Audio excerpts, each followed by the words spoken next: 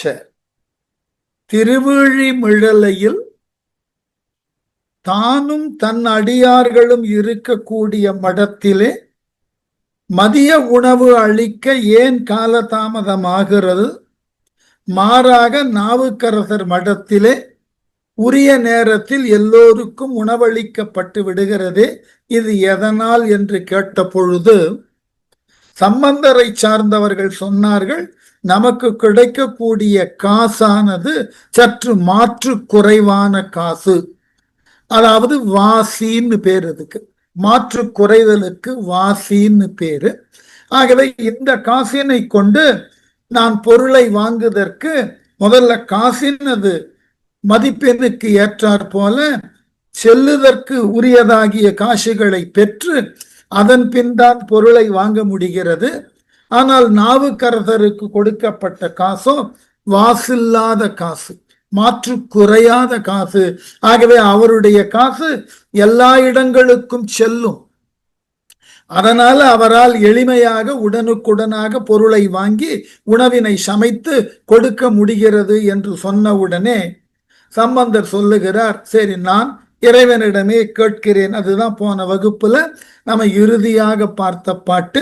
திருஞான சம்பந்தர் அதனை கேட்டு சிந்திப்பார், சிவபெருமான் நமக்கு தந்த ஒரு காசு வாசிப்பட மற்ற காசு நன்றாகி வாசிப்படாது ஒழிவான், அந்த பெருவாய்மை திருநாவுக்கரசர் தொண்டால் பெருங்காசாம் ஆதலினால் பெரியோன் தன்னை வரு நாள்கள் தருங்காசு வாசி தீர பாடுவான் என்றெண்ணி அது மனத்துட்கொண்டார். அதனால் திருநாவுக்கரசர் இறை தொண்டு செய்தற்கு ஏற்றாற் போல அதனால் மனம் மகிழ்ந்த இறைவன் வாசி இல்லாத காசா அவருக்கு கொடுத்திருக்கிறார்.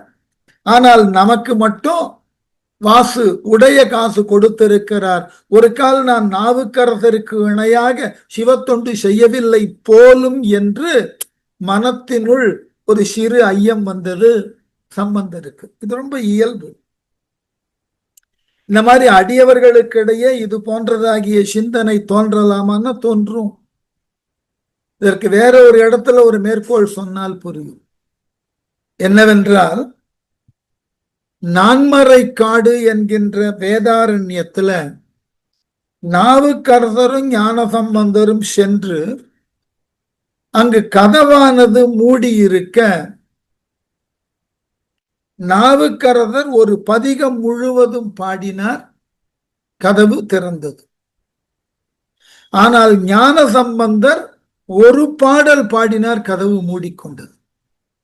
உடனே நாவுக்கரசர் கேட்கிறார் சம்பந்தரிடம், நான் 10 பாடல் பாடியதன் பிறகுதான் கதவு திறந்தது, நீங்கள் ஒரு பாடல் பாடிய உடனேயே கதவு மூடிக்கொண்டது. ஆகவே உங்களைப் போல் நான் இறைவனை ஒரு பாடலிலே உடன்பட வைக்க வேண்டும் என்றால் நான் இன்னும் எவ்வளவு காலம் பக்தி செலுத்த வேண்டும்? எனக்கு இப்பொழுதோ வயது 80 ஆயிற்று. உங்கள் அளவினுக்கு நான் முதிர்ந்த பக்தியை செய்வதற்கு இனி வருங்காலம் எனக்கு இடம் கொடுக்குமா அப்படின்னு தடுமாறினார் நாவுக்கரசர். அதற்கு ஞானசம்பந்தர் சொல்லுவதாக ஒரு மரபு உண்டு. ஞானசம்பந்தர் உடனே சொன்னாராம், இல்லை இல்லை, உங்களினுடைய பாடலை கேட்டு இறைவன் தன்னை மறந்தான். ஆகவே உங்கள் பாட்டை தொடர்ந்து கேட்க வேண்டும் என்கின்ற ஆசையினால தன்னை மறந்த நிலையில கதவை திறக்க கொஞ்சம் கால தாமதம் பண்ணிட்டான். என்னுடைய ஒரு பாட்டை கேட்ட உடனே அவனுக்கு போதும் என்றாகிவிட்டது, உடனே கதவை அடைத்து விட்டான்னு விளக்கம் சொன்னதாக சொல்லுவார்கள். ஏனென்றால் இந்த அடியவர்கள் கிட்ட இறைவனோடு நாம் நெருங்கி இருப்பதிலே எந்த அளவினுக்கு நமக்கு இன்றியமையாததோர் நிலை இருக்கிறது என்பது எல்லோரும் சிந்தித்து கொண்டிருப்பார்கள். இப்ப நாமே பார்க்கிறோம், வாழ்நாள்ல நமக்கு உண்டான ஒரு பேரதிகாரி, ஒரு உயர் அதிகாரி இருக்கிறார்னா அவரிடம் அணுக்கமாக யார் இருக்கிறார்கள் என்பதுல எல்லோரும் ஆர்வம் காட்டுவோம். நான் அவர் ரொம்ப நமக்கு வேண்டியவருங்க, நான் எது சொன்னாலும் செய்வாருங்க, அப்படி ஒரு விதமான ஒரு எங்களுக்கு இடையே உண்டான ஒரு பழக்கம்னு வரும். இது ஒரு பெருமை. சாதாரண ஆட்சி பொறுப்புல இருக்கக்கூடியவர்கிட்டயே இப்படி பேசுவது பெருமைன்னா, கொஞ்சம் நினைத்து பாருங்கள். ஆண்டவனோடு நான் சொல்லுவதை ஆண்டவன் உடனாக கேட்பார். அதனாலதான் ஞான சம்பந்தருக்கு வருத்தம். நாவுக்கரவருக்கு குற்றமில்லாத காசை கொடுக்கிறார், எனக்கு மட்டும் மாற்று குறைந்த காசை ஏன் கொடுக்கிறார்? ஒரு கால் நாவுக்கரசரினுடைய சிவத்தொண்டு மேன்மையானதாக இருப்பதினால், தனக்கு மேன்மையானதோர் செயலை செய்வதனால அவனுக்கு குறையில்லாத காசை கொடுக்க வேண்டும்னு சிவபெருமான் முடிவு பண்ணிட்டாரா? இல்ல நாவுக்கரசர் செய்யக்கூடிய அளவினுக்கு இணையான தொண்டு நான் ஏதும் செய்யவில்லையா? சரி, எதா இருந்தாலும் அவர்கிட்டயே போய் கேட்டுடு. இந்த கதை, இந்த நிகழ்ச்சி உண்மை அப்படின்றது நமக்கு பெரிய புராணம் சொல்லுகிறது. இந்த மாதிரி கதைகள் உலக தத்துவங்களை உணர்த்தக்கூடிய எல்லா சமய நூல்களிலும் இருக்கின்றன. இதெல்லாம் எனக்கு ஆச்சரியம். நீங்க விவிலியத்துல போய் பார்த்தீர்கள் என்றால், நான் உடனே இங்க விவிலியத்தை ஒப்பீடு செய்தேன் என்றால் உடனே எல்லோருக்கும் ஒரு பெரிய உணர்ச்சி வந்துடும். இவர் ஏன் விவிலியத்தை காரணம், பக்தி என்பதுல பெருமளவினுக்கு உலகின் கண் தோன்றின எல்லா மதங்களை சார்ந்த மத நூல்கள் ஒருதன்மைத்தான கதைகளையே முன்னெடுத்து வைக்கின்றன. இது ஒரு பெரிய ஆய்வாக பண்ணணும்னு எனக்கு ஆசை, படிக்கிற காலத்திலேயே. ஆனா இலக்கணத்துல நாட்டம் வந்ததுனால அப்படியே மெல்ல மடை மாற்றி போனேன். அப்புறம் நாட்டியத்துக்குள்ள வந்துட்டேன். ஆனா எனக்கு உண்மையிலேயே தொடக்க காலத்துல இந்த சிந்தனையை தான் என் ஆய்வு தலைப்பா வச்சிருந்தேன். நான் முதுகலை முடித்த உடனே இதை தான் ஆய்வு தலைப்பா வைத்திருந்தேன். உலகளாவிய நிலையில் சொல்லுதற்குரிய நீதி கதைகளினுடைய பொதுமைன்னு எடுத்திருந்தேன். அது காலப்போக்கில் செய்ய முடியாமல் போயிட்டு அந்த தலைப்புல இன்னமும் யாரும் இலக்கிய நோக்கில செய்யல. விவிலியத்துல ஒரு காட்சி வரும். ஒரு பெரிய செல்வந்தர், அவருக்கு 2 மக்கள். இந்த 2 மக்கள்ல ஒருவன் என்ன சொல்லுவான், தந்தையிடம் முரண்பட்டு செல்வத்தெல்லாம் பிரிச்சு கொடுத்துரு, நீ உன்னுடைய காலத்திலேயே செல்வத்தெல்லாம் எனக்கு உண்டானதை பிரித்து கொடு, நான் தனியா போகிறேன். இன்னும் செல்வத்தெல்லாம் பிரிச்சு கொடுத்துருவார். அவர் இளைய மகனுடைய இருந்துருவார். செல்வத்தை பிரித்து எடுத்துக்கொண்ட மூத்த மகன் வேற ஒரு ஊருக்கு சென்று இருக்கிற செல்வத்தை எல்லாம் தவறான வழியில செய்து செலவு செய்து வறுமைக்கு வந்து அங்கு இருக்கக்கூடிய கொட்டகைகள்ல குதிரைகளுக்கும் பன்றிகளுக்கும் இடக்கூடிய தவிடினை உண்டு கடைசியில ஒன்றுமே இல்லாத நிலையில தந்தையை பார்க்க வருவார். உடனே தந்தை சொல்லுவார் இளைய மகன்கிட்ட, ஒரு விருந்தாளி வருகிறான், அவனுக்கு எல்லா விதமான நல்ல விருந்தினை ஏற்பாடு செய், அவன் நன்கு குளிப்பதற்கு உண்டான மனம் மிகுந்த நீரினை ஏற்பாடு செய், உடுத்திக் கொள்ளுதற்கு நல்ல ஆடை, உடலின் மீது தெளித்துக் கொள்ளுதற்கு நல்ல விதமான பரிமளங்களை எல்லாம் கொடுங்க. வந்தது யாருன்னு பார்த்தா இவனுடைய சகோதரன். உன்னது இளையவன் கேட்பான் தந்தையிடம், உம்மிடமிருந்து பிணக்கு கொண்டு செல்வத்தை பாதியாக பிரித்து கொண்டு சென்று எல்லாவற்றையும் இழந்து வந்திருக்கிறான், அவனுக்கு ஏன் இத்தகைய உபச்சரிப்பு, இத்தகைய வரவேற்பு? இது என்ன விதத்தில் சரி? உங்களோடு நான் என்றும் இருந்து கொண்டிருக்கிறேன், என்னை கூட நீங்கள் இவ்வாறு உபசரித்ததில்லையே. அதற்கு தந்தை சொல்லுவார், என்னுடன் இருப்பவனுக்கு என்றுமே என்னை தெரியும், ஆதலால் அவனிடம் நான் இயல்பாக இருக்கிறேன். என்னை மறந்து சென்றவனுக்கு மீண்டும் என் நினைவு வருகின்ற பொழுது அவ்வாறு வந்தவன் வருத்தத்தோடு வருவான், அவனை மீண்டும் துன்புறுத்துவதில் பொருள் இல்லை.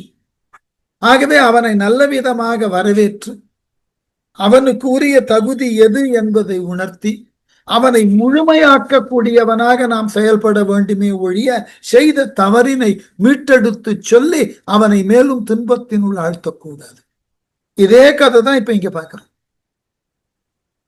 நாவுக்கரசருக்கு குறையில்லாத காசை கொடுக்கிறார், எனக்கே குறையான காசு?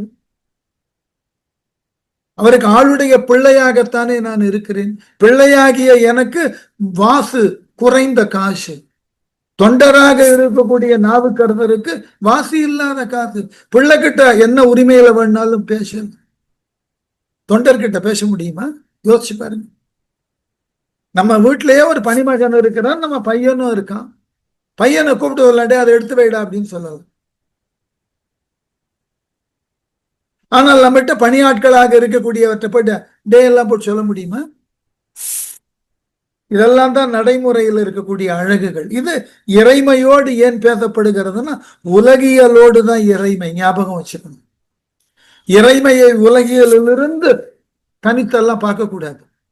இறைமை என்பது உலகியலோடு உலகோடு ஒட்டி நிற்பதுதான் இறைமை. அதை புரிஞ்சுக்கணும். அதுதான் இறைமையினுடைய அழகு. அதனால ஞான சம்பந்தர் சரி நான் முறையிடுறேன், எனக்கு ஏன் வாசி குறைந்த காசு கொடுத்தீர்கள் நான் வேணா கேட்கிறேன், பதிகத்தினால கேட்கிறேன். அதுதான் அழகான பதிகம். வாசி தீர காசு நல்குவீர். அடுத்த பாட்டு. மற்றை நாள் தம்பீரான் கோயில் புக்கு வாசி தீர்த்து அருளும் என பதிகம் பாடி பெற்றபடி நற்காது கொண்டு மாந்தர் பெயர்ந்து போய் ஆவண வீதியினிற் காட்ட நத்தவத்தீர் இக்காசு சால நன்று வேண்டுவன நாம் தருவோம் என்று நல்க அற்றை நாள் தொடங்கி நாட்கூறு தன்னில் அடியவரை அமுது செய்வித்து ஆர்வம் மிக்கார். மற்றை நாள் அடுத்த நாள் இந்த சமையற்காரர்கள் எல்லாம் இவ்வாறு வந்து விளக்கம் சொன்னதை கேட்டு அடுத்த நாள் கோயில் புக்கு, தம்பிரான் கோயில் புக்கு, திருவிழிமிழலையில இருக்கக்கூடிய இறைவன் தம்பிரான் சிவபெருமானினது கோயிலினுக்கு நுழைந்து வாசி தீர்த்து அருளும், எனக்கு கொடுக்கக்கூடிய காசுல வாசி இல்லாமல் கொடுங்கள், என் மீது அருளை காட்டுங்கள் என பதிகம் பாடி. அதுதான் மிகச்சிறந்த பாட்டு. வாசி தீர்த்தருளும் எனக்கு ரொம்ப அழகான ஒரு பாட்டு. அதுல ரொம்ப அழகா சொல்லுவார். எப்படின்னா வாசி தீரவே என தொடங்கக்கூடிய குறிஞ்சி பண்ணில் அமைந்த ரொம்ப அற்புதமான பதிகம். ஆகவே பதிகம் பாடி பெற்றபடி நற்காசு கொண்டு, பெற்ற படிக்காசு கொண்டு எடுத்துக்கணும். அவ்வாறு பாடினதற்கு பிறகு அவர் பெறுகின்றார் எதை? படிக்காசு. அன்றைய நாளுக்கு உண்டான செலவினுக்கு ஏற்ற காசு, நல்ல காசு.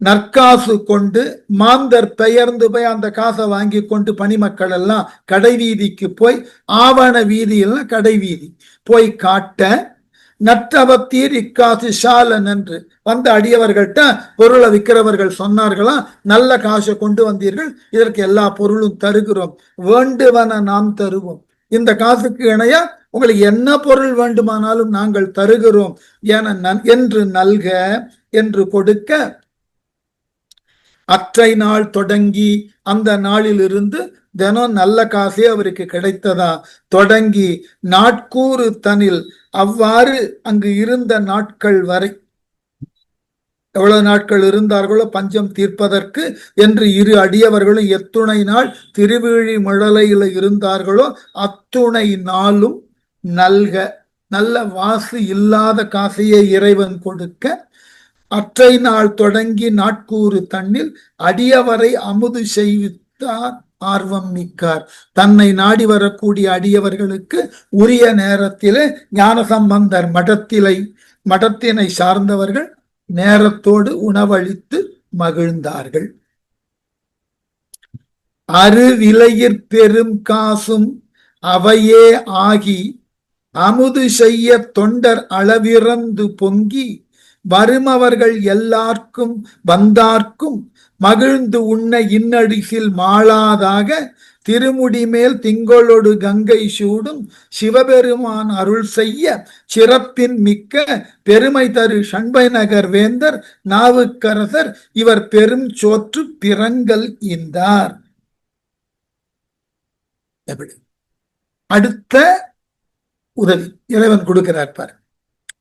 அருவிலையிற் பெருங்காசும், அரிய விலைக்கு பெறுவதற்கு உரிய பொற்காசும் அவையே ஆகி, ரெண்டு பேருக்கும் சமமான காசுகள் கொடுத்தாலும் அமுது செய்ய தொண்டர் அளவிறந்து பொங்கி, இந்த இருவரது மடத்துல இருவரும் அமுதம் தருகிறார்கள், உணவு தருகிறார்கள் என்பதற்காக தொண்டர்கள் வரிசை வரிசையாக வந்தார்களாம். அளவிறந்து, இவ்வளவு பேருக்குதான் இன்றைக்கு உணவளிக்க முடியும்னா அதற்கும் மேலாக, இவர்கள் எதிர்பார்த்ததற்கும் மேலாக தொண்டர்கள் வர அளவிறந்து பொங்கி வருமவர்கள் எல்லாருக்கும், ஏற்கனவே வந்து அமர்ந்தவர்களுக்கும் உணவு கொடுக்கணும், வந்து கொண்டு இருக்கிறார்கள் செய்தி வருகிறது.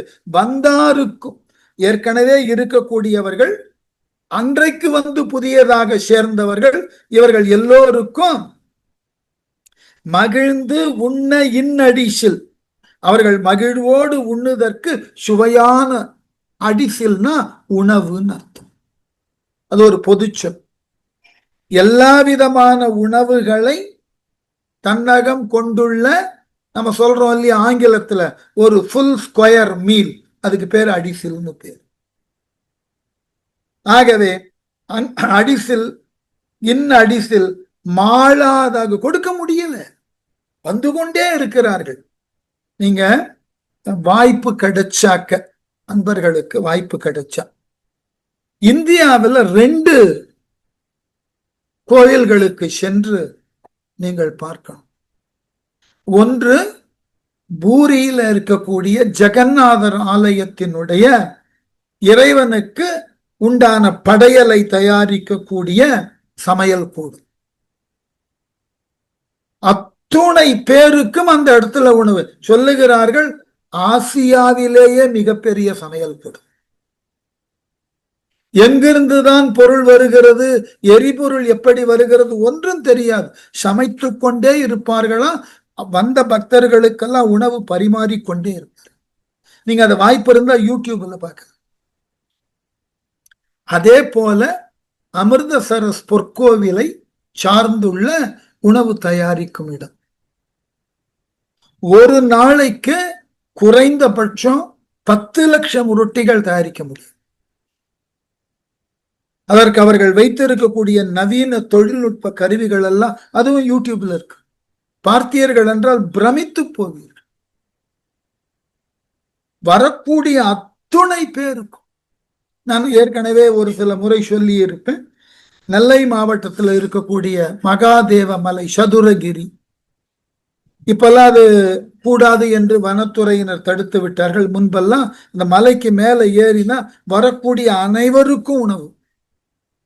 வேடிக்கை என்ன தெரியுமா, எந்த ஒரு பொருளும் கீழே இருந்துதான் எடுத்துட்டு போகணும். காயோ அரிசியோ பருப்போ நெய்யோ ஏதாக இருந்தாலும் கீழே இருந்துதான் எடுத்துட்டு. அந்த பாதை குறுகலானது 7.5 கிலோமீட்டர் உயரம் உள்ள மலை. பக்தர்கள் இறைவனுக்கு உண்டான காணிக்கையாக எல்லா பொருளையும் அந்த பக்திமையோடு சுமந்து சென்று அங்கு கொடுக்கிறார். காலையில ஒரு 3 மணிக்கு அடுப்பு ஏற்றப்பட்டது என்றால் இரவு 11 மணி வரைக்கும் எரிந்து கொண்டு பார்த்திருக்கேன். அதனால சொல்றேன், யார் இனியார் இன்னார் யாரும் கேட்க. இந்த மாதிரி பல இடங்கள் இருக்கு நம்ம ஊர்ல. அதை ஒரு சாரார் தவறுன்னு விவாதிக்கிறவர்களும் உண்டு, அதை சரின்னு விவாதிக்கிறவர்களும் உண்டு. தர்மஸ்தலாக்கு போனீர்கள் என்றால் கர்நாடகால வரக்கூடிய அனைவருக்கும் உணவு உண்டு. அதுபோல மந்திராலயம். என்ன காரணம், ஏன் இந்த உணவு அளிக்கக்கூடிய முறையெல்லாம் கோவில்கள்ல வந்ததுன்னா, ஒன்று மக்களுக்கு செய்தற்கு உண்டான தொண்டு இறைவனுக்கு உரியதுன்னு ஒரு நம்பிக்கை. நீங்கள் எவைகளை எல்லாம் தானமாக கொடுத்தால் அதனால் விளையக்கூடிய புண்ணியமும் உங்கள் பிறவிதோறும் வரக்கூடிய உங்கள் பாவமும் எவ்வாறு கழியும் என்றெல்லாம் கணக்கு கொடுக்கிறார்கள். அதெல்லாம் ஒரு பக்கம் இருக்கட்டும். பழைய காலத்துல அந்த நிலை ஏன் ஏற்பட்டதுன்னா, பழைய காலத்துல போக்குவரத்துகள்லாம் அவ்வளவு கிடையாது. எல்லா கோவில்களும் இருந்த இடம் ஒரு தனித்த இடமா இருக்கும். அந்த இடத்திற்கு நீங்கள் சென்று ஒரு நாள் பொழுதுல எல்லாம் திரும்ப முடியாது. அதனால அங்க செல்லுவதற்கு, அங்க சென்று முறையாக ஓய்வெடுத்ததன் பின் தான் வழிபாடெல்லாம் பார்க்க முடியும். நீங்கள் செல்லக்கூடிய நேரத்துல அங்கு கோவில் வழிபாட்டு நேரம் முடிந்திருக்கிறது. ஆகவே தங்கி அடுத்த நேரத்துல இறை கோவில் திறந்ததற்கு அப்புறம் தான் வழிபாடு செய்ய முடியும். அப்படி வரக்கூடியவர்களுக்கு அவர்கள் எங்கு செல்லுவார்கள்? இன்னைக்கு இருக்கிற மாதிரி உணவு விடுதிகள் கோட்பாடெல்லாம் இன்னைக்கு கிடையாது.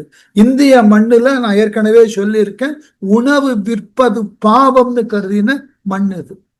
ஹோட்டல்ஸ் எல்லாம் கிடையாது. அதனால அங்க வரக்கூடியவர்களுக்கு உணவு அளிக்க வேண்டிய பொறுப்பு கோவில் நிர்வாகம் எடுத்துக்கொண்டது. இது தொடர்ந்து வருகிறது, அவ்வளவுதான். இது இதுல பக்திமையெல்லாம் கிடையாது. மனிதன் அவன் எந்த விதமான துன்பத்தினுக்கு உள்ளாகாமல் உரிய நேரத்துல உணவு கிடைச்சாதான் பக்தி.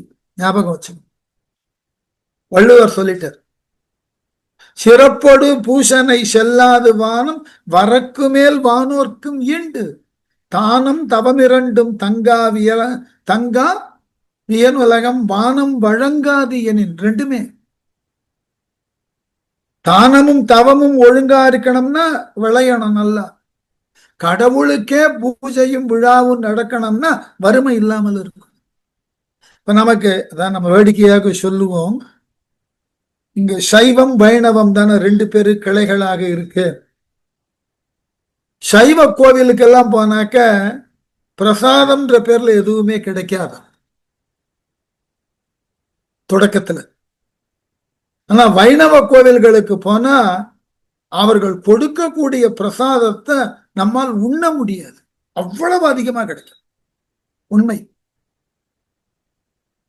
நான் வேடிக்கையாக சொல்லுவது உண்டு, நான் மற்றைய ஊர்களில் இருந்த பொழுது அப்பொழுதெல்லாம் திருமணம் ஆகுவதற்கு முன்பு நண்பர்களோடு சேர்ந்து நினைத்தால் திருப்பதிக்கு கிளம்புவோம். அது ஒரு வழக்கம். அதுவும் நான் கோவை மாவட்டத்தில் இருந்த பொழுது இந்த ஜெயந்தி ஜனதான்னு ஒரு எக்ஸ்பிரஸ் வரும். அது கோவை மாவட்டத்துக்கு, அது கோவை நெடுந்தொடர் நிலையத்துல ஒரு மதியம் 3:30-4 வரும். அது அதிகாலை 3 மணிக்கு ரேணிகுண்டால நிற்கும்.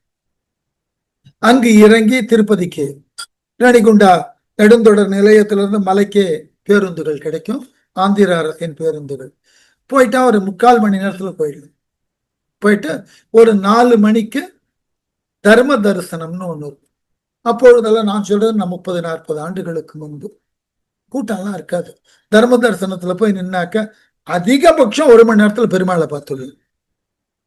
பார்த்துட்டு நீங்க வெளியே வந்தீர்கள் என்றால் ஒரு 4:45-5 மணிக்கு வெளியே வந்தீங்கன்னா அந்த மலையில அந்த குளிருக்கு ஏற்றாற் போல சுட சுட வெண்பொங்கலும் சர்க்கரை பொங்கலும் தருவார். அவர்கள் கொடுக்கக்கூடிய அந்த எடுத்துக்கு தரக்கூடிய கரண்டி இருக்கு இல்லையா, பெரியதா, நீங்க அதை உண்டீர்கள் என்றால் நிச்சயமா மதியம் வரைக்கும் உங்களுக்கு வசிக்க. அத திருப்பதிக்கு போனவர்களுக்கு இந்த அனுபவம் இருக்கும்னு நினைக்கிறேன். அதை உண்டு விட்டு கொஞ்சம் அந்த பகுதியை விட்டு வெளியே வந்தீங்கன்னா கடைகள் எல்லாம் இருக்கும். அந்த பகுதியில இந்தியன் காஃபி ஹவுஸ் இப்ப இல்லை, இருந்தது. ரொம்ப தரமான காஃபி கிடைக்கும். இந்த நல்ல அதிகாலை பொழுதுல நன்கு பொங்கலை உண்டுட்டு ஒரு காஃபியை சாப்பிட்டுட்டு அங்கிருந்து கிடைக்கிற பஸ்ஸை பிடிச்சு அலமேலு மங்காபுரம் வந்து தாயாரையும் பார்த்துட்டு 8 மணிக்கு நீங்க ஊரை விட்டு கிளம்புவீங்க. அது பல முறை போய் அப்படி அனுபவித்திருக்கும். அது ஒரு அழகு. நண்பர்கள் அப்படி நல்ல விதமாக கிடைத்தார்கள். என்ன காரணம்? போன இடத்துல உணவு கிடைக்கும். இது ஒரு நல்ல பழக்கம். அதனால்தான் பல ஊர்களுக்கு செல்லக்கூடிய அடியவர்களுக்கு அந்த ஊருக்கு சென்று உரிய உணவு கிடைக்கிறது என்பதே அவர்களுக்கு ஒரு பெரிய நம்பிக்கை. அதனால ஈவன் தர்மஸ்தலாலெல்லாம் நீங்க போனீர்கள் என்றால் இரவு நேரம் ஆயிட்டதுன்னா அந்த மடத்தை சேர்ந்தவர்கள் வெளியே வந்து பார்க்கிறார்கள், யாரேனும் உணவு உண்ணாமல் இருக்கிறார்களான்னு அவர்கள் வந்து பார்த்து அழைத்து ஒரு குரல் கொடுத்து அழைத்து உள்ள சென்று உணவு தருகிறார்கள். இது ஒரு மரபாக இருந்து இருக்கிறது. அதை ரொம்ப ரசிக்கணும். நாம் இறைவனை பார்க்க போகின்ற பொழுது இந்த வயிற்று பசியோட போகக்கூடாது. அப்புறம் இறைவன் மீது நமக்கு ஈடுபாடு இருக்க. அதனாலதான் இங்க எழுதுறாரு பாருங்க, அந்த ஊர்ல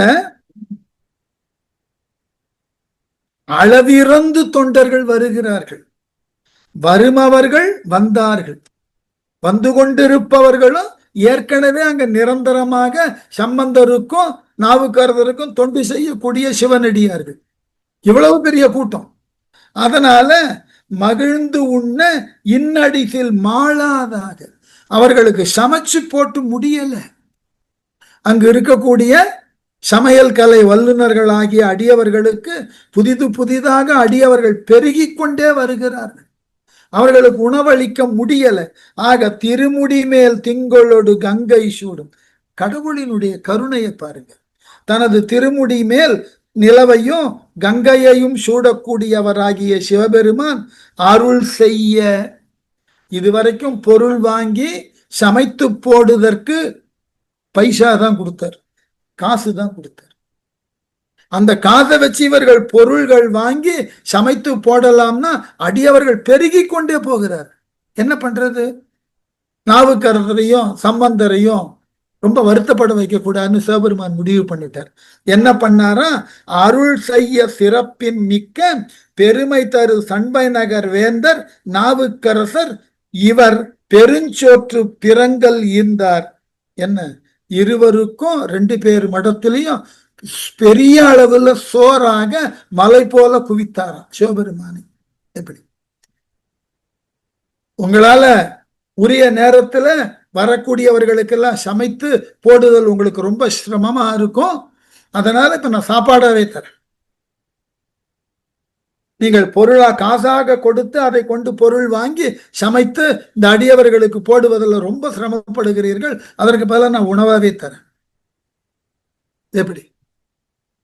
இது பக்தி மையினுடைய ஆழங்கால் பட்ட வெளிப்பாடு. இது நடக்குமா அப்படின்னு கேட்டா நடக்கலாம். பக்திக்கு நான் அடிப்படையாக ஒன்றுதான் சொல்லுவேன், நம்பிக்கை. அதை நீங்க கேள்வி எல்லாம் கேட்கக்கூடாது. இவ்வாறு நடந்தது என்று பாடப்பட்டிருக்கிறதா? நடந்திருக்கும், அவ்வளவுதான். இப்ப இதை வேறு விதமா கொஞ்சம் ஆராய்ச்சி பண்ணா, இப்போ இவர்கள்லாம் இவ்வளவு கட்டப்பட்டு சமைக்கிறார்களே, அதற்கு பதிலாக ஊரில் உள்ளான செல்வந்தர்கள் தாங்களே சமைத்து கொண்டு வந்து தரலாம் அல்லவா? இந்த மாதிரியான ஒரு மரபை நாம இன்றைக்கும் பின்பற்றுகிறோம் அல்லவா? ஆங்கிலத்துல எல்லாம் சொல்லுவார்கள் பாட்லாக். ஒரு 10 குடும்பங்கள் ஒன்று சேருகின்றன, அவரவர் தங்கள் இல்லத்திலிருந்து தங்களால் இயன்றதை சமைத்து கொண்டு வர எல்லாவற்றையும் பொதுமையில வைத்து எல்லோரும் எல்லாவற்றையும் பகிர்ந்து உண்ணுவார்கள். இது ஒரு மரபு உண்டு பண்ணி வச்சிருக்கோம் இல்லையா? இது மேலை நாட்டிலிருந்து கற்று வந்த மரபு இல்ல, இது நம்ம நாட்டு மரபு. ஒன்றும் வேண்டாம். நாளைய மறுநாள் ஆடிப்பெருக்கு.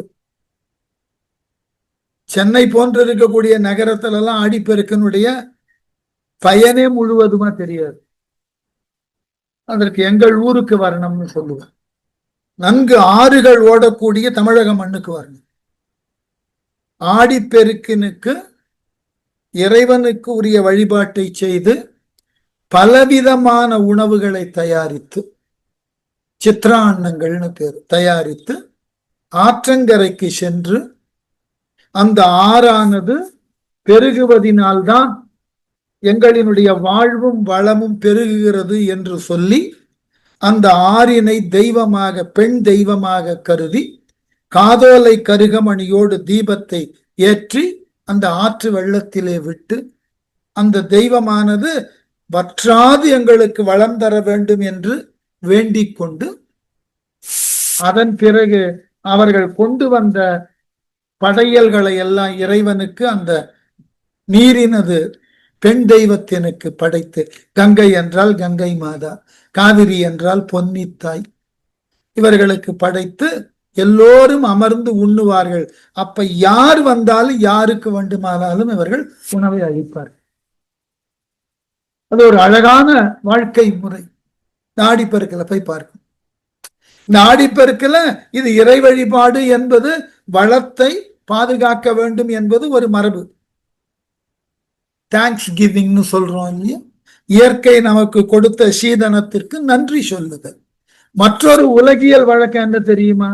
இந்த ஆடி மாதம் இந்த பெருக்கு அன்று வீட்டில் இருக்கிறவங்க எல்லோரும் வருவதனால திருமணத்தினுக்கு உரிய பெண்களும் வருவார்கள், அதுபோல திருமணத்தினுக்காக காத்துள்ள ஆடவர்களும் வருவார்கள். இந்த ஆற்றங்கரையில தங்களுக்கு உரிய பெண் அல்லது தங்கள் பெண்ணுக்கு உரிய வரனையும் அங்கேயே பார்த்து பேசி முடித்து ஆடிக்கு பிறகு வரக்கூடிய ஆவணியில முகூர்த்தங்கள். இதெல்லாம் ரொம்ப அழகாக உலகியலோடு ஒட்டி அதனோடு இறை வழிபாடு, அதனோடு சமூக மேம்பாடு, அதுபோல் வளங்களை பாதுகாத்தல், அத்துணையையும் விழாவா மாத்தி வச்சிருக்கோம். இதெல்லாம் நம்ம உணர்வதே இல்லை. ஏதோ ஆடிப்பெருக்கு, அது ஒரு விழா, அவ்வளவு. 18ஆம் நாள், அது என்ன 18ஆம் நாள் யோசிச்சு பாருங்க. ஆடி மாதத்தினுடைய 18ஆம் நாள் ஆடிப்பெருக்கு. ஏன்னா நம்ம ஊர்ல புது வெள்ளம் ஆடி மாதம் தான் ஊருக்குள்ள வரும். மழை பொழிந்து அது ஒவ்வொரு ஊரினுடைய ஆற்றம் படுகைகளுக்கு வருவதற்கு நாட்கள் எடுக்கும். அது வரைக்கும் காத்திருக்கும். அதனால இவைகளெல்லாம் சமூகத்தோடு ஒப்ப வைத்து பார்க்கக்கூடிய விழா. அதனால இறைவன் என்ன பண்ணார், இவர்களுக்கு நீ காசு கொடுத்து அதை முதலாக வைத்து பொருள் வாங்கி சமைத்து அடியவர்களுக்கு கொடுப்பதிலே இவர்கள் இருவருக்கும் சிரமம் இருக்கிறது என்று கருதி என்ன செய்தாராம் இறைவன், பெரும் சோற்றை மலைகள் போலே குவித்து உதவினார் இறைவன் சிவபெருமான். என்னாயிற்று, அவனி மிசை மழை பொழிய உணவு மல்கி அனைத்துயிரும் துயர் நீங்கி அருளினாலே புவனமேலாம் பொலி வெய்தும் காலம் எய்த புரிசடையார் கழல் பல நாள் போற்றி வைகி தவமுனிவர் சொல்வேந்தரோடும் கூட தம்பீரான் அருள் பெற்று தலத்தின் மீது சிவன் மகிழும் தானங்கள் வணங்கப் போவார் தென் திருவாஞ்சியம் மூதூர் சென்று சேர்ந்தார். இவர்கள் இது நாள் வரை இந்த ஊர்ல இருந்ததினுடைய பயன் நிறைவுக்கு வந்தது. வறுமை போயிற்று, மழை பொழிந்தது, ஊர் வளப்பமானது. ஆகவே வந்த காரியம், இறைவன் தங்களுக்கு பணித்த காரியம் செம்மையான முறையில முடிந்ததினாலே இவ்விரு அடியவர்களும் அந்த ஊரை விட்டு மற்றைய தலங்களுக்கு செல்ல முற்படுகிறார்கள். அதுதான் அவனின்னா உலகம். உலகத்தின் மீது மழை பொழிய, நல்ல மழையானது பருவமழை பெய்ய, உணவு மல்கி விளைபொருள்கள் எல்லாம் மிகுதியாக விளைய, அனைத்துயிரும் துயர் நீங்கி, மானுட உயிர்கள் மட்டும் அல்லாமல் ஏனைய விலங்குகள் கூட, பசு எருது போன்ற விலங்குகள் கூட தங்களுக்கு உண்டான உணவு கிடைக்கிறது என்பதினாலே துன்பம் நீங்கி அருளினாலே, இறைவனது அருளினாலே புவனமேலாம் பொலிவெய்து, உலகமெல்லாம் அப்படி பச்சை பசேல் ஆச்சு, பொலிவு எய்தியது. வறுமை இல்லைன்னா பொலிவுதான் எய்து, காலம் எய்து, அந்த நல்ல காலமும் வர புரிசடையார் கழல் பல நாள் போற்றி, நீண்ட சடாமுடியை உடைய சிவபெருமானை அந்த திருவேழி மிழலையிலே பல நாள் தங்கி இருந்து வழிபட்டவர்களாகிய சம்பந்தரும் நாவுக்கரசரும், தவமுனிவர் சம்பந்தர், சொல்வேந்தர் நாவுக்கரசர் இருவருமாக கூட தம்பிரான் அருள் பெற்று மீண்டும் அந்த கோவிலுக்கு சென்று இறைவனை வணங்கி அவரது அருளை பெற்று தலத்தின் மீது சிவன் மகிழும் தானங்கள், இந்த பூமியில வேறு எங்கெல்லாம் சிவன் குடிகொண்டிருக்கிறானோ அந்த தானங்கள் இடங்களுக்கு எல்லாம் வணங்க போவார். வணங்குவதற்காக இருவரும் சென்றார்கள். முதல்ல போன தலம் எங்க, திருவேழிமிழலையிலிருந்து தென் திரு வாஞ்சிய மூதூர் சென்று சேர்ந்தார். வாஞ்சி என்ற ஒரு ஊரு, தென் திருவாஞ்சியம், ரொம்ப அழகான ஊரு. அந்த திருவாஞ்சியம்ன்றது இசைத்துறையில இருக்கக்கூடிய அன்பர்களுக்கு தெரியும்.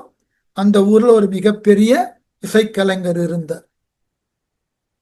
அது திருவாஞ்சியம்னு நமக்கு இன்னைக்கு தமிழ்ல சொல்லும் போது கொஞ்சம் விட்டு இசைப்பது போல இருக்கு. ஸ்ரீவாஞ்சியம், ஸ்ரீ என்பது பிற்காலத்துலதான் வந்தது, திருதான் பழைய பெயர். திருவாஞ்சியம்,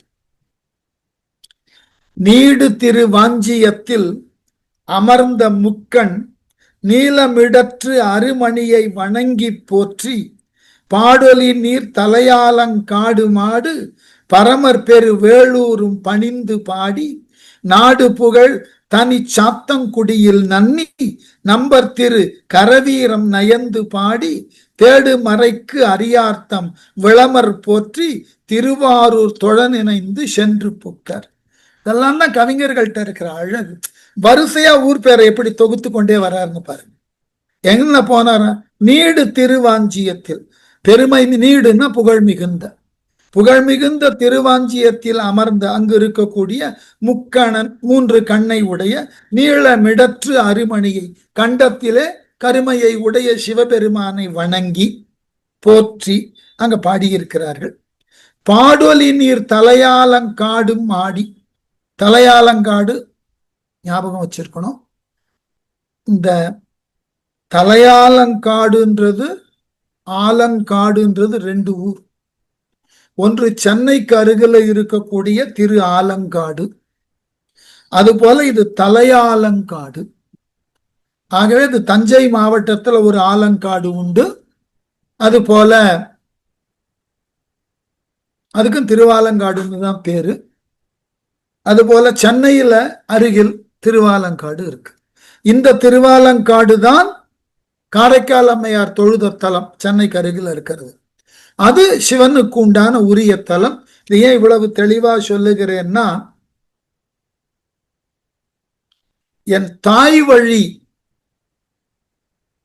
குடும்பத்தார்கள் திருவாலங்காட்டை சேர்ந்தவர்கள், தஞ்சை திருவாலங்காடு. அதனாலதான் அவர்களினுடைய பெயர்கள்ல அந்த திருவாலங்காட்டை குறிக்கக்கூடிய ஆங்கில எழுத்து டி முன்னெழுத்தா இருக்கும். இந்த டி என்ற முன்னெழுத்தோடு திருவாலங்காட்டை தங்களினுடைய பூர்வீகமாக கொண்ட பல மனிதர்கள் இன்றைக்கும் அதை பெருமையோடு சொல்லுவார். அது நாங்கள் திருவாலங்காடு என்று ரொம்ப பெருமையோடு சொல்லும் நெறி அவர்களுக்கு உண்டு. ஏனென்றால் அங்கிருந்து வந்த பலர் தேச விடுதலைக்காக, நம்முடைய கல்வி, கலாச்சாரம், பண்பாடு இவைகளை உயர்த்துவதற்காக பெருமளவிலே பாடுபட்டிருக்கிறார். ஒன்றும் வேண்டாம், தமிழகத்துல சென்னை மயிலாப்பூர்ல இருக்கக்கூடிய மிகச்சிறந்த சமஸ்கிருத கல்லூரியினுடைய நிறுவனர்ல ஒருவர் திருவாலங்காடு வெங்கட்ராமன். மியூசிக் அகாடமியினுடைய ஃபவுண்டர்ல அவரும் ஒருவர். அதே போல MS என்று சொல்லக்கூடிய சுப்புலட்சுமி அவர்கள் தொடக்க காலத்துல பாடி பெரும் அளவினுக்கு புகழ் சேர்த்த பொழுது அவருக்கு உரிய வயலின் வாசித்தவர் திருவாலங்காடு சுந்தரேஸ். நிறைய சொல்லலாம். அதே போல விவேகானந்தா கல்லூரியில ஆங்கிலேயர்கள் காலத்திலேயே முதல்வராக இருந்த பெருமை திருவாலங்காடு ராகவன். வரிசையா சொல்லலாம். அவ்வளவு தகுதியோட திருவாலங்காடுன்றது அன்றைக்கு அவ்வளவு புகழ்மிக்க ஒரு கிராமமா இருந்தது.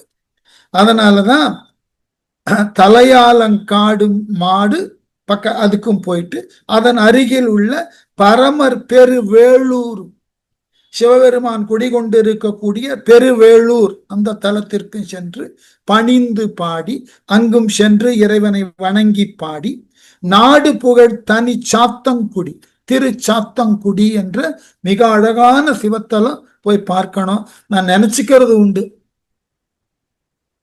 யாராகிலும் ஆர்வம் இருந்தால் கிளம்பி போயிட்டு திருவாரூரை மையமாக அங்க தங்கி அங்கு இருக்கக்கூடிய சுற்றுல இருக்கக்கூடிய அத்தனை சிவன் கோவில்களையும் ஒரு வாரம் பார்த்துட்டு வரும்.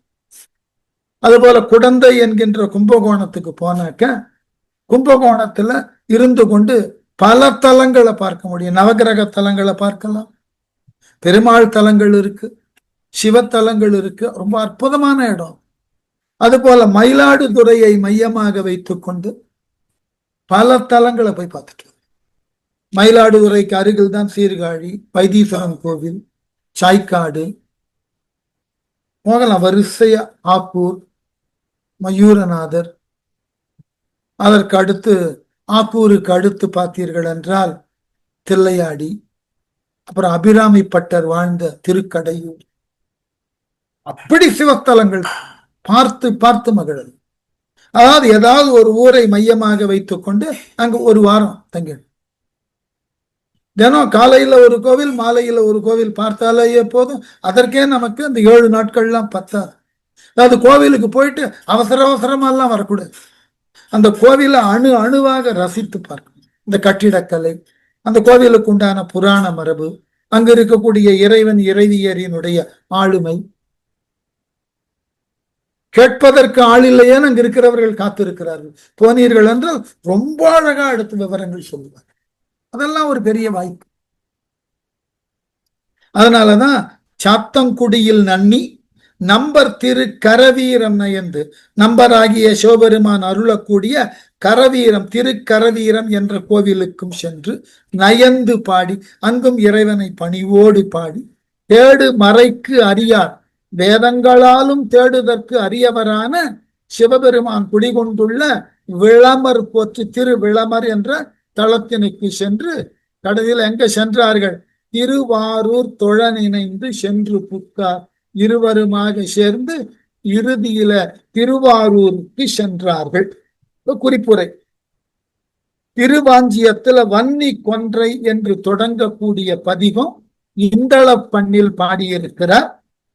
திருப்பெருவேளூர்ல அண்ணாவும் என்று தொடங்கக்கூடிய பதிகம் பஞ்சமத்துல பாடியிருக்க. திருக்கரவீரம் என்கின்ற ஊர்ல அறியும் நம்பினை என்று பழந்தக்க ராகத்தில் அமைந்த பதிகத்தை பாடியிருக்கார். திருவிளமர்ல மத்தகம் அணிபெற என தொடங்கும் சாதரி பண்ணில் அமைந்த பதிகத்தை பாடியிருக்கிறார். திரு தலையாலங்காட்டிலும் திரு சாத்தங்குடியிலும் பாடின பதிகம் கிடைக்கல. இந்த 4 பதிகங்களும் சம்பந்தர் பாடினது. நாவுக்கரசர் பாடினதை இங்க கொடுக்கல. காரணம் இது சம்பந்தர் புராணம். ஆகவே அதை மட்டும் கொடுத்திருக்கிறார்.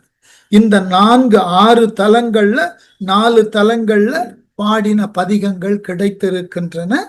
மற்றைய 2 தலங்கள்ல பாடின பதிகங்கள் கிடைக்கல. பெரும்பாலும் நமக்கு நல்ல ஊழ் இருப்பதில்லை. சரி. நம்பர் மகிழ் திருவாரூர் வணங்கி போந்து நலம் கொள் திருக்கார் ஆயில் நன்னி ஏத்தி பைம்புனல் மென் பனை தேவூர் அணைந்து போற்றி பரமர் திரு நெல்லிக்கா திருநெல்லிக்கான்னு பேரு பணிந்து பாடி உம்பர் பிரான் கைச்சினமும் பரவி தெங்கூர் ஓங்கு புகழ் திரு கொள்ளிக்காடும் போற்றி செம்பொன் மதில் கோட்டூரும் வணங்கி ஏத்தி திருமலி வெண்துறை தொழுவான் சென்று சேர்ந்தார். வரிசையா பயணப்படுகிறார். என்ன ஊர் பாருங்க. நம்பர் மகிழ் திருவாரூர் வணங்கி திருவாரூருக்கு சென்று அங்கு இறைவனாகிய வன்மீகநாதனை வணங்கி போந்து அந்த ஊரை விட்டு வெளியே போய் நலம் கொள் திருக்காராயில். திருக்காராயில்ன்றது ரொம்ப அழகானது ஒரு ஊர். திருக்காராயில் யாருக்கான நினைவு இருக்கான்னு சொல்லணும். திருக்காராயில் வேற எந்த விதத்துல சிறப்பு? அட்டவீரட்டத்துல ஒன்று அது.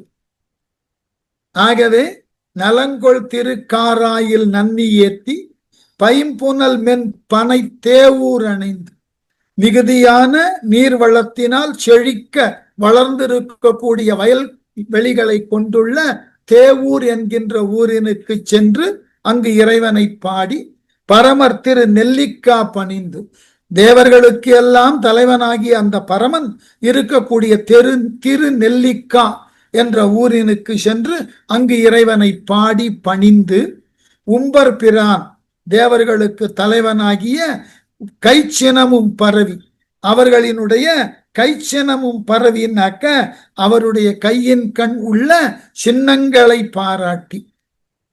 சிவபெருமான் கையில என்னெல்லாம் இருக்குன்னு கொஞ்சம் யோசியுங்கள். திரிசூலம், நெருப்பு, மான், மழு, பாசம் இதெல்லாம் இருக்கு இல்லையா? இதுக்கு பேரு கை சின்னம்னு பேரு. பாடி பரவி தெங்கூர் திரு தெங்கூர்ன்ற ஊரு, ஓங்கு புகழ் திரு கொள்ளிக்காடு.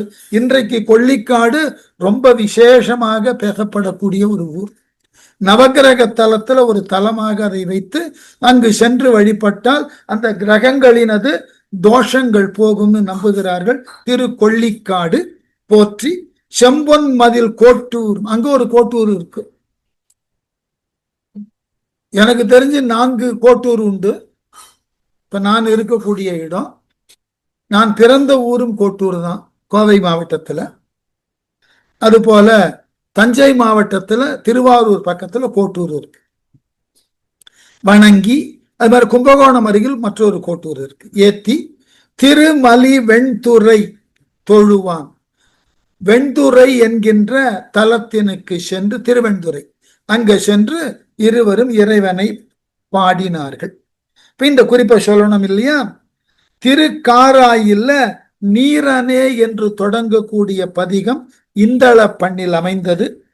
திருத்தேவூர்ல பன்னிலாவிய என தொடங்கக்கூடிய காந்தார பண்ணில் அமைந்த பதிகம். அதோட மட்டும் இல்லாமல் காடு பயில் என்னாக்க அந்த ஊர்ல 2 பதிகம் பாடியிருக்கார். அது சாதாரி பண்ணில் அமைந்த காடு பயில் என்கின்ற ஒரு பதிகம். திருநெல்லிக்கால அறத்தால் உயிர் என்று தொடங்கக்கூடிய இந்தள பண்ணில் அமைந்த பதிகம். திரு கைச்சினம் தையலோர் என்று தொடங்கக்கூடிய பதிகம் ஸ்ரீகாமர பண்ணில பாடினது. திரு தெங்கூர்ல புரைசை என்று தொடங்கக்கூடிய பதிகம் பியந்தை காந்தாரம் என்ற பண்ணினால் அமைய பெற்றது. திரு கொள்ளிக்காட்டுல நினம்படு என்று தொடங்கும் பதிகம் காந்தார பஞ்சமத்துல. திருக்கோட்டூர்ல நீல மார்த்தரு என தொடங்கும் நட்டராக பதிகம் முழுசா கிடைச்சிருக்கு. அந்த ஊர்ல இருக்கிறவர்களுக்கு அது ஒரு கொடுப்பினை, இவ்வளவுதான். இந்த ஊர்கள்ல எழுதப்பட்ட பதிகங்கள் எல்லாம் இன்றும் வழக்கில் இருக்கு. மற்ற அவ்வூர் தொழுது ஏத்தி மகிழ்ந்து பாடி மாலயனுக்கு அரிய பிரான் மருவும் தானம் பற்பலவும் சென்று பணிந்து ஏத்தி பாடி பரவு திரு தொண்டர் கூழாம் பாங்கின் எய்த கற்றவர் வாழ் தண்டலை நீள் நெறியுள் இட்ட கனகமதில் திருக்களரும் கருதார் வேள்வி செற்றவர் சேர் பதிப்பிறவும் சென்று போற்றி திருமறை காட்டதன் மருங்கு சேர்ந்தார் அன்றே. அப்படியே திருவாரூர் வழியா போலாம், திருமறை காட்டுக்கு போயிருக்க. அதாவது மற்ற அவ்வூர் தொழுது ஏத்தி, அதாவது திருவெண்துறை என்கின்ற ஊரினை சென்று வணங்கி மகிழ்ந்து பாடி அங்கு பதிகங்களை பாடி மாலயனுக்கு அரிய பிரான் திருமாலுக்கும் பிரம்மனுக்கும் காண இயலாத அளவினுக்கு ஒளி வடிவில் நின்றவனாகிய சிவபெருமான் அவர் குடிகொண்டிருக்கக்கூடிய இடங்களாகிய பற்பலவும் சென்று பல ஊர்களுக்கு போயிருக்கார். அந்த திருவாரூர்ல இருந்து ஆரம்பிச்சு திருமறைக்காடு வரைக்கும் இடைப்பட்ட தூரத்துல உண்டான பல கோவில்களை பார்த்து இருக்கிறார்கள். நீங்க இதற்கெல்லாம் நன்றி சொல்லணும்னா சோழர்களுக்கு தான் நன்றி சொல்லணும். அண்மையில இந்த உபன்யாசம் செய்யக்கூடிய துஷ்யந்த் ஸ்ரீதர் ஒரு கருத்தை சொன்னார்.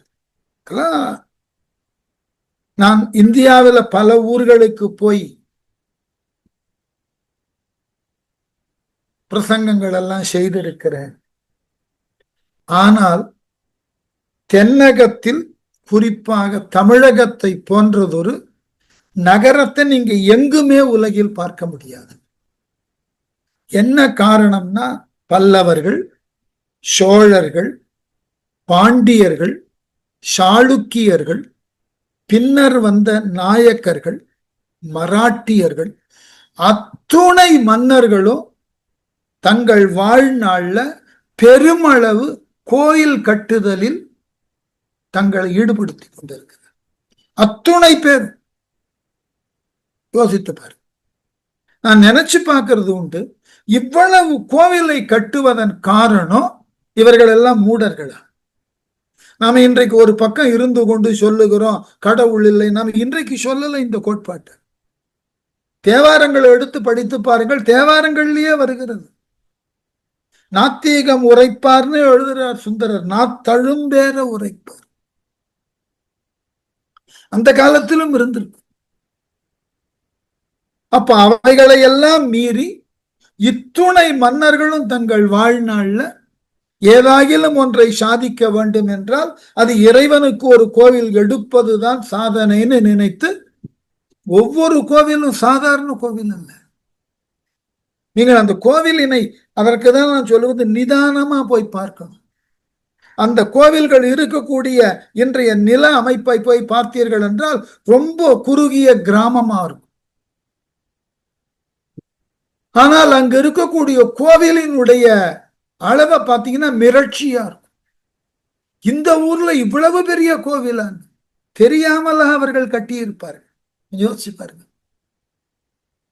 இப்படிப்பட்டதாகிய அத்துணை கோயில்களையும் எந்த மன்னனும் அந்த மன்னனுக்கு ஆலோசனை தரத்தக்க எத்தனையோ அமைச்சர்கள் இருக்க அத்துணை பேரும் ஒரு மனதாக எல்லோருமாக இணைந்து தலம் தோறும் கோவிலை கட்டி இருக்கிறார்கள்.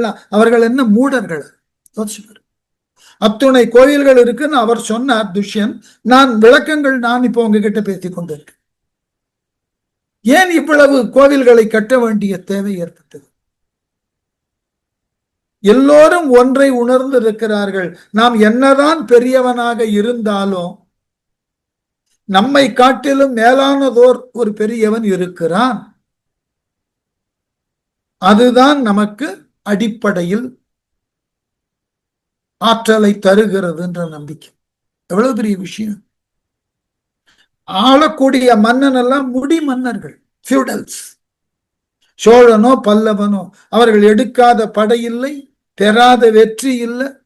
இவைகளையெல்லாம் பெற்றதன் பின் எண்ணி இருக்கிறார்கள், எங்களுக்கு மேல் ஒருவன் இருக்கிறான். பிற்கால சோழர்கள்ல ராஜராஜ சோழன் பெறாத வெற்றியா, ராஜேந்திரன் சோழன் பெறாத வெற்றியா? அவர்கள் தங்களினது பெயரானது நிலைக்க வேண்டும் என்பதற்காக எதை வேணா செஞ்சிருக்கலாம். ஒரு நவீனத்துவமான ஒரு மாளிகையை கூட கட்டிட்டு போயிருக்கலாம். முகலாயர்கள் என்ன பண்ணார்கள்? திவானியாஸ், தாஜ்மஹல், இறந்த மன்னர்கள் மீது கட்டப்பட்ட சமாதிகள், அவர்களினுடைய வாழ்நாள் சாதனையா அதை காமிச்சிட்டு போனோம். ஆனா தென்னகத்தில் இருந்த மன்னர்கள் ஒவ்வொருவரும் தங்கள் வாழ்நாள்ல ஆட்சி காலத்துக்குள்ள பெரிய பெரிய கோவில்களை கட்டினார். ஒரு கோவில் கூட சின்னது கிடையாது. சில கோவில்கள் செல்லக்கூடிய தடம் இன்னமும் சரியாக இல்லை, போயிருக்கேன். ஆனால் அந்த தடங்களை எல்லாம், தடங்கள்ல இருக்கக்கூடிய இடையூறுகளை எல்லாம் கடந்து அந்த கோவிலுக்குள்ள போனா நமக்கு ஒரு நிறைவு கிடைக்கும் பாருங்க. அவ்வளவு பெரிய கோவில், அந்த பிரம்மாண்டம். நீங்க இன்றைக்கு இருக்கக்கூடிய வாய்ப்புகளையும் வசதிகளையும் கொண்டு அன்றைக்கு யோசிக்க கூடாது. இன்றைக்கு நவீன தொழில்நுட்ப கருவிகள் இருக்கு. எவ்வளவு பெரிய கற்களையும் அனாயாசமாக தூக்கக்கூடிய கிரேன் இருக்கு. அன்று எல்லாம் மனித உழைப்பினால், மனித முயற்சியினால் ஒவ்வொரு கல்லும், தஞ்சை மாவட்டத்துல கல்லே இல்லாத ஒரு ஊர் இது. அங்கதான் அதிகமான கற்றளிகள், கல் கோவில்கள். அப்ப கற்களை தேடி தேடி எந்த நாட்டிலிருந்து எடுத்து வந்து அதை மிக அழகாக செதுக்கி இறை உருவங்களையும் கோவில் சுவர்களையும் கட்டி இருக்கிறார்கள். எத்தனை உழைப்பு! இந்த உழைப்பினுக்கு பின்னால் அவர்கள் வைத்திருக்கக்கூடிய இறை நம்பிக்கை, அதனால் அவர்கள் பெற்ற ஆளுமை, இதெல்லாம் பொய்ன்னு சொல்ல முடியும். எவ்வளவு பெரிய விஷயம் இது! நான் நினைச்சு பிரமிக்கிறதே அதுதான். இவர்களால் இந்த அளவினுக்கு பெரியதோர் நிலையிலே கோவில்களை எப்படி உருவாக்க முடிகிறது? இன்றைக்கு முடியல. யோசித்து பாருங்கள். இன்றைய காலத்துல நம்மால இவ்வளவு பெரிய பரப்போடு ஒரு கோவிலை உருவாக்க முடியுமான்னு பாருங்க. இத்துணை விதமான சிற்ப அழகோடு. அதனால நம்ம முன்னோர்கள் கோவில் உருவாக்கினதுல ஏதோ ஒரு வலுவான காரணம் இருக்கு. மெல்ல மெல்ல ஒவ்வொருவரும் ஒரு புதிய காரணத்தை சொல்லி சொல்லி வியந்து போகிறார். ஒருவர் எழுதுகிறார், இந்தியாவில் அமைந்திருக்கக்கூடிய முக்கியமான சில சிவன் கோவில்களை பார்த்தீர்கள் என்றால் ஒரே நேர்கோட்டில் இருக்கிறது, லாட்டிடியூட்ல. அதை பெருமையாக அவர்கள் என்ன அற்புதம் என்று பேசுகிறார். இது எப்படி முடிந்தது? இதெல்லாம் தான் நம்மிடம் இருக்கக்கூடிய மிகப்பெரிய ஆச்சரியம். இதெல்லாம் நம்முடைய பெருமையை தெரிந்து கொள்ள நம்முடைய வாழ்நாள் ஒன்று போதாது. நம்மகிட்ட அவ்வளவு செய்திகள் இருக்கு. கலைத்துறை ஆகட்டும், பண்பாடாகட்டும், அல்லது கவின் கலைகளாக இருக்கக்கூடிய நடனம், இசையாகட்டும், இலக்கியமாகட்டும், இவைகளை முழுமையுமாக தெரிந்து கொள்வதற்கு நம்முடைய ஒரு வாழ்நாள் போதாது. ஆனால் அனைத்தினுக்கும் காரணம் இருக்கு. அவைகள் பின்னே சில வலுவான நிகழ்வுகள் இருக்கு. விளையாட்டா யாரும் கட்டல. அதனால பற்பலவும் சென்று பணிந்து ஏத்தி பாடி பரவு திரு தொண்டர்குழாம் பாங்கே நெய்த இவ்விரு அடியார்களோடு உடன் வரக்கூடிய அடியார்களும் சிவன் அடியார்களும் உடனாக வர கற்றவர் வாழ் தண்டலை நீள் நெறி உள்ளிட்ட கற்றவர்கள்னா வேதங்களையும் நல்ல ஆகமங்கள் பலவற்றை கற்றவர்களாக இருக்கக்கூடிய அந்தணர்கள் வாழக்கூடிய வாழுதற்கு இடமான திரு தண்டலைன்ற தலம். திரு தண்டலை நீள் நெறியுள் இட்ட அந்த தண்டலை நீள் நெறின்னு பேர் அந்த ஊருக்கு.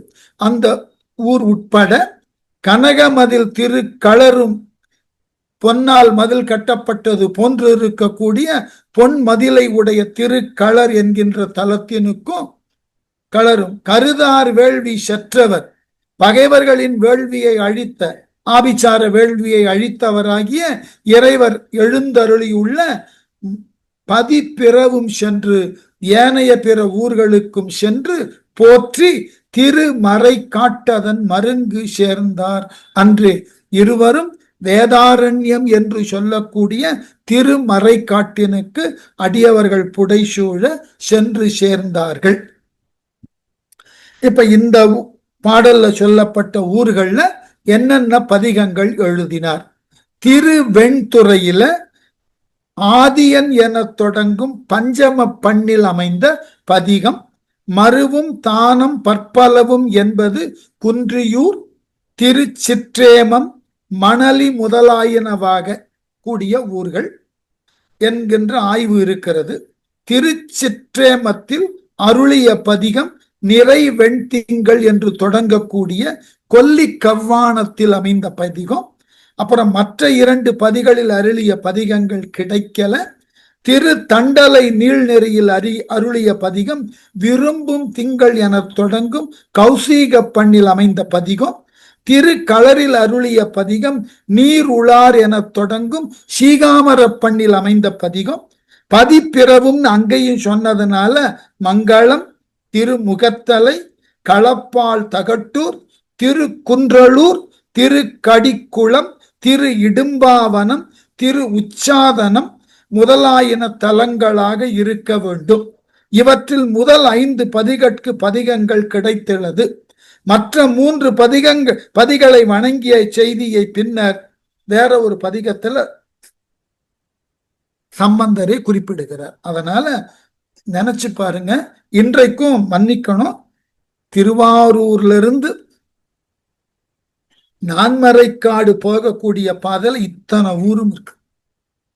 ஒவ்வொரு ஊருக்கும் இடைப்பட்ட இடைவெளி எவ்வளவு தெரியுமா? 3-5 கிலோமீட்டர். திருவாரூர்ல இருந்து நான்மறைக்காடே 15 கிலோமீட்டர் தான். போயிருக்கிறதுனால தெரியும்.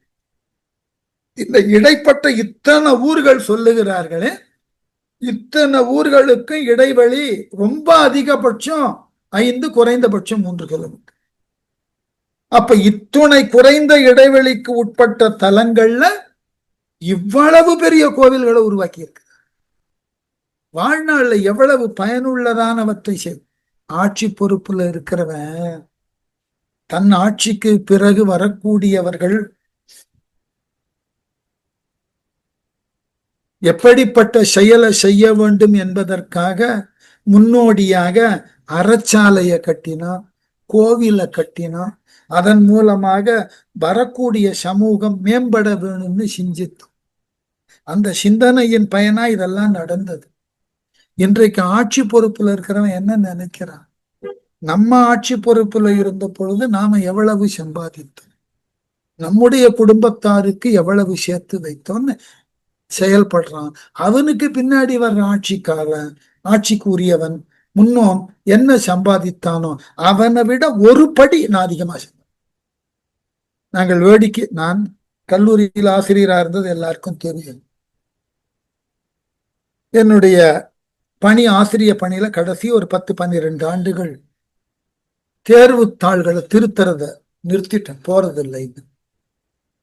ஏன் போவதில்லைன்னா, தொடக்கத்துல எங்களுக்கு கம்பல்சரி அது. 5 ஆண்டுகள் நாங்கள் அதை செய்தே ஆகும். திருத்துதற்கு 5 ஆண்டுகள், அதற்கு பிறகு அந்த ஒரு 5 உண்டான திருத்துபவருக்கு தலைவரா ஒரு 4 ஆண்டுகள் இருக்கணும். எங்க பணியில் அது கட்டாயம். அதுக்கப்புறம் நீங்க திருத்த போக வேண்டாம், வேண்டாம்னு சொல்லிவிடும். இல்லைன்னா அதுக்கு ஏற்றுக்கொண்டீங்கன்னா இந்த கோடைக்கால விடுமுறை எல்லாம் வீணா போகும். அதனால பல பேர் ஒரு குறிப்பிட்ட காலம் வந்தோன்னு விட்டுடுவோம். நான் விட்டதற்கு காரணம் அது இல்லை. இப்ப நாங்க எப்படி திருத்துகிறோம்னா, ஒவ்வொரு கல்லூரியிலிருந்து ஆசிரியர்கள் வருவார்கள். 5 கொண்ட ஒரு குழுவுக்கு ஒரு தலைவர் இருப்பார். இந்த மாதிரி ஒரு 30-35 தலைவர்கள் இருப்பார்கள். இந்த 35 தலைவர்களுக்கு மேலாக ஒருவர் இருப்பார். அவரு தான் சேர்மன் பேர், போர்ட் சேர்மன். அது 2 ஆண்டுக்கு ஒருவர் மாறுவார். இந்த புதியதாக வரக்கூடிய போர்ட் சேர்மன் என்ன பண்ணுவார் தெரியுமா? முதல் நாள் நாங்கள் திருத்தக்கூடிய மையத்தில் எல்லாம் குழுமின உடனே எல்லோரும் வந்தாயிற்றா, சரி. வந்த உடனே இந்த சேர்மன் பேசுவார்.